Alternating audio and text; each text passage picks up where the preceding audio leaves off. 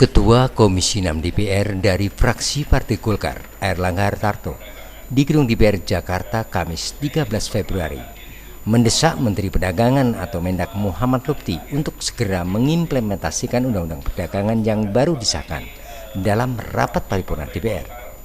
Politisi Partai Golkar ini menambahkan dalam Undang-Undang Perdagangan dengan jelas memberi perlindungan dan peningkatan kapasitas produk dalam negeri, sehingga secara otomatis perdagangan dalam negeri Indonesia akan semakin kuat. Terlebih konsumsi domestik yang terus meningkat akan mendorong perdagangan yang semakin kuat pula. Airlangga menambahkan untuk tugas besar ini Indonesia perlu menjalankannya dengan tegas dan efektif untuk melindungi sistem perdagangan domestik sehingga tidak merugikan masyarakat di dalam negeri. Bagi fraksi Partai Golkar, menurut Airlangga, lahirnya Undang-Undang Perdagangan ini merupakan bentuk kesungguhan di dalam memajukan sektor perdagangan nasional sebagai bagian yang tidak terpisahkan dalam pembangunan ekonomi nasional. Hal ini juga sejalan dengan visi pembangunan nasional yang dicanangkan Partai Golkar berupa visi negara kesejahteraan 2045 dalam rangka mewujudkan Indonesia yang bersatu, maju, mandiri, adil, dan sejahtera, menyongsong 100 tahun Indonesia merdeka pada tahun 2045 mendatang.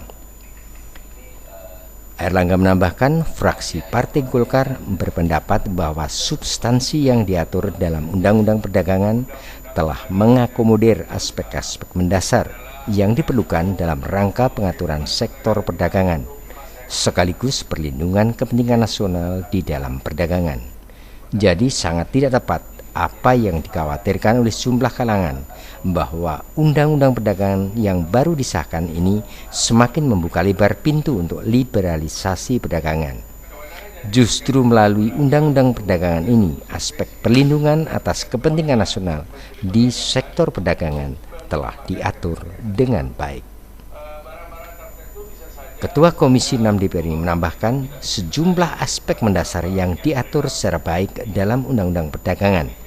Pertama, pengaturan mengenai kebijakan perdagangan yang meliputi kebijakan perdagangan dalam negeri termasuk perdagangan antar pulau, serta kebijakan perdagangan luar negeri dan perdagangan perbatasan. Aturan mengenai kebijakan perdagangan ini sangat diperlukan dalam rangka meningkatkan integrasi dan efisiensi pasar dalam negeri yang merupakan kunci bagi peningkatan daya saing nasional, baik di tingkat regional dan internasional.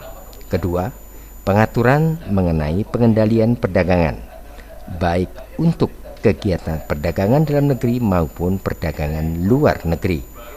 Sejumlah instrumen pengendalian perdagangan yang bisa digunakan pemerintah, yakni berupa perizinan, standar, serta pelarangan dan pembatasan.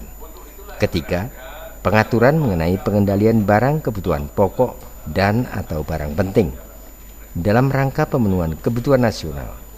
Sejumlah instrumen yang dapat digunakan untuk tujuan ini yakni dalam bentuk kebijakan pengendalian ketersediaan, stabilitas harga, dan distribusi. Ada jaminan bagi masyarakat dalam hal ini ketersediaan barang kebutuhan pokok dan atau barang penting di seluruh wilayah Indonesia.